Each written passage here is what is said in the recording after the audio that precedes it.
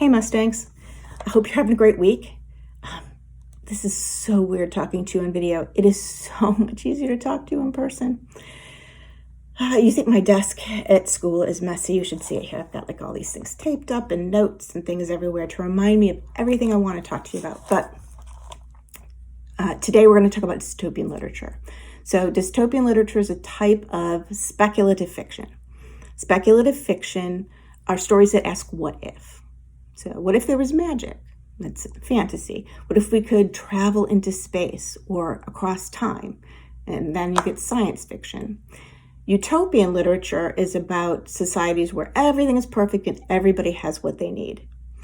Dystopian literature is the opposite. So dystopian literature looks at what's happening in society today and projects, if that were to continue the way it's going, what might that future society look like and what would the impact be on our lives? So Neil and Jared Shusterman look at the water shortages in California and wrote the book Dry, which is sort of a thriller adventure set in a society without water. Susan Collins looked at the Iraq War and reality television and wrote The Hunger Games, which is really a modern projection of Roman gladiators. What might that look like? The two most famous works of dystopian literature are Aldous Huxley's Brave New World and George Orwell's 1984. And those are two books that you're very likely to read in high school. They were written about 20 years apart after World War II.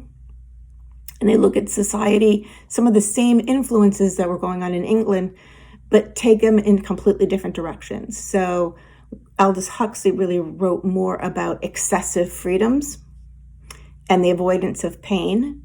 And George Orwell looked more at totalitarianism and the erosion of freedoms and individuality. So I'm going to show you a book trailer that I made for a book called Brave New Girl, which takes some of the themes in Brave New World, but really sets it in the world of a futuristic teen romance. So I hope you enjoy the trailer, and I'll talk to you at the end.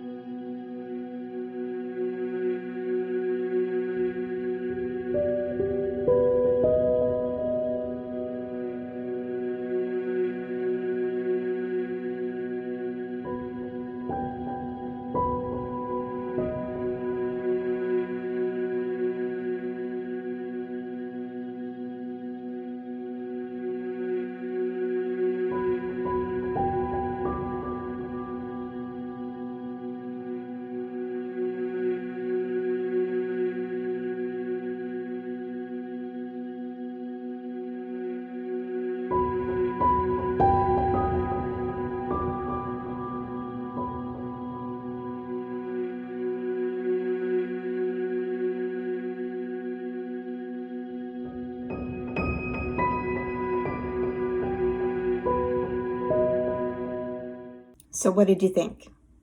Is that something that could happen? Maybe not happen? I've created a curated list in Mac and Via of dystopian literature, so you can take a look at that. It does include The Hunger Games, which we just purchased copies of. You may also want to look in Mac and Via at what is new. We did get some new books this week. Some Jason Reynolds, some Jennifer Nielsen, some Alan Gratz.